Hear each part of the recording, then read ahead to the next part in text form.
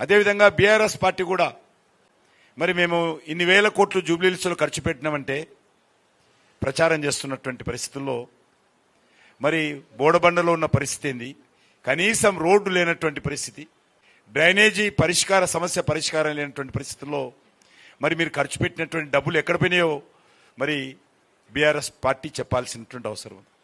మేము 11 సంవత్సరాల్లో వేలాది కోట్ల రూపాయలు ఖర్చు పెట్టాం జూబ్లీహిల్స్ అని చెప్పి బీఆర్ఎస్ పార్టీ చెప్తా ఉంది.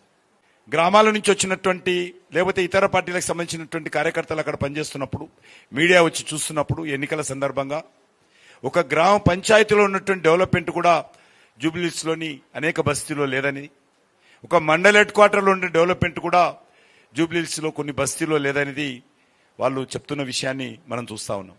పాదయాత్ర చేస్తే ఖచ్చితంగా ఈ యొక్క డ్రైనేజ్ ఓవర్ఫ్లోనే తిరగాల్సినటువంటి పరిస్థితి జూబ్లీహిల్స్లో కనిపిస్తూ ఉంది. మరి బీజేపీ సంబంధించినంత వరకు మేము ప్రచారం కొనసాగిస్తూ ఉన్నాం. మరి ప్రధానంగా కాంగ్రెస్ పార్టీని సందర్భంగా నేను ప్రశ్నిస్తా ఉన్నాను. మీరు గత 2 సంవత్సరాలలో తెలంగాణ రాష్ట్రంలో ఇచ్చినటువంటి గత ఎన్నికల సందర్భంగా హామీలేంటి, మీరు ఆ గ్యారంటీలు ఏ రకంగా పరిష్కారం చేశారో చెప్పాల్సినటువంటి అవసరం ఉంది.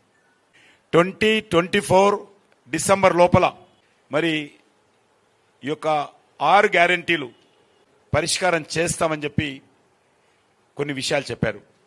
ముఖ్యంగా ఉద్యోగాలు, ఈ రకంగా అన్ని పత్రికల్లో కూడా ఫ్రంట్ పేజ్ ఎలక్షన్స్లో అడ్వర్టైజ్మెంట్ ఇచ్చింది కాంగ్రెస్ పార్టీ.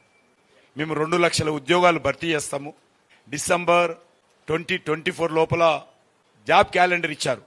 ఎప్పుడు ఏ ఉద్యోగాలు భర్తీ చేస్తామో ఇచ్చారు. మరి ఆ 2 లక్షల ఉద్యోగాలు ఎక్కడ పోయినాయో, జాబ్ క్యాలెండర్ ఎక్కడ పోయిందో తెలియదు. 2 సంవత్సరాలు కావస్తుంది. అంతేకాదు ప్రతి పెళ్లి చేసుకున్నటువంటి అమ్మాయికి తులం బంగారం ఇస్తామని చెప్పారు. ఏ ఒక్క పేదవాడికి కూడా, పేద కుటుంబానికి కూడా పెళ్లి జరిగితే తులం బంగారం ఈ రోజు వరకు ఇవ్వలేదు. మహిళలందరికీ 2500 రూపాయలు ఇస్తామని చెప్పి మాట ఇచ్చారు.